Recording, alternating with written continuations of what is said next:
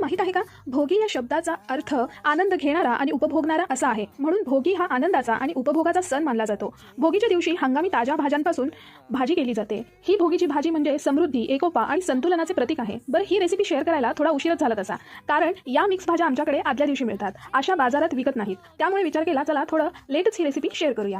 बरं, तशीही आपण काही एकदाच ही भाजी करत नाही, पुन्हा एकदा तरी करतोच. बऱ्याच जणांकडे अजूनही यातल्या काही भाज्या शिल्लक असतीलच, म्हणून खास ही रेसिपी.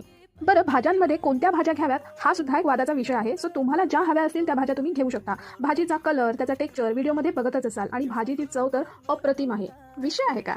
बरं, मी इथे भाज्यांमध्ये घेतलेत मटार, पावटा, गाजर, शेंगदाणे, ओले हरभरे, 2 प्रकारच्या पापड्या, वांगी आणि बटाटे. कुणी बोरं किंवा ऊस किंवा पालेभाज्या सुद्धा ऍड करतात. शेवटी ज्याच्या त्याचा आवडीचा प्रश्न. पण आमच्याकडे ह्या गोष्टी नाही घालत, म्हणून मी नाही घातल्या.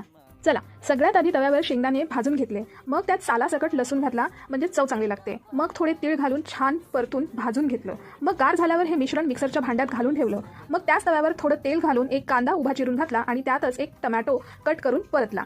दुसरीकडे मिक्सरमधले मिश्रण गार झाले, त्यामध्ये ऍड केले आल्याचे तुकडे. कांदा छान परतून झाल्यावर त्यात ऍड केलं थोडं सुकं खोबरं आणि 2 मिनिटं चांगलं परतून घेतलं. चला, आता शेंगदाण्याच्या मिश्रणामध्ये अगदी थोडी कोथिंबीर घातली आणि कांद्याचे मिश्रण गार झाल्यानंतर ते मिश्रण शेंगदाण्याच्या मिक्सरमध्ये घातलं आणि मिक्सरला गरकन फिरवून घेतलं.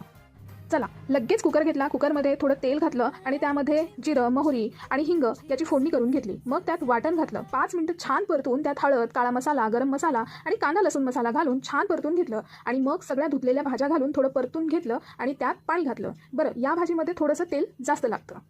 आणि वरून कसुरी मेथी, तीळ आणि चवीनुसार मीठ ऍड करून मिक्स केलं आणि कुकरला दणकून 3 ते 4 शिट्ट्या घेतल्या. म्हणजे काय, पटकन होती ना भाजी. म्हणजे कसं, वेळही वाचतो आणि गॅसही वाचतो. बरं, यामध्ये कोणी चिंचेचा कोळ किंवा गुळ सुद्धा ऍड करतात. आम्ही या भाजीमध्ये नाही घालत, कारण मला असं वाटतं आपण या दिवशी तिळगुळ लाडू किंवा तिळगुळ वडी खातच असतो, म्हणून गुळाची गरज भासत नाही. आणि राहिला विषय चिंचेच्या कोळाचा, तर मला असं वाटतं की तो एकटा आळूच्या भाजीमध्ये किंवा आंबट गोड वरणामध्ये किंवा टमॅटो सारमध्ये किंवा सी फूडच्या ग्रेव्हीमध्ये घालतात, असं माझं मत आहे. खरं तर तोही वादाचा विषय आहे. बाकी तुमची इच्छा, तुम्हाला कसं आवडतंय तसं.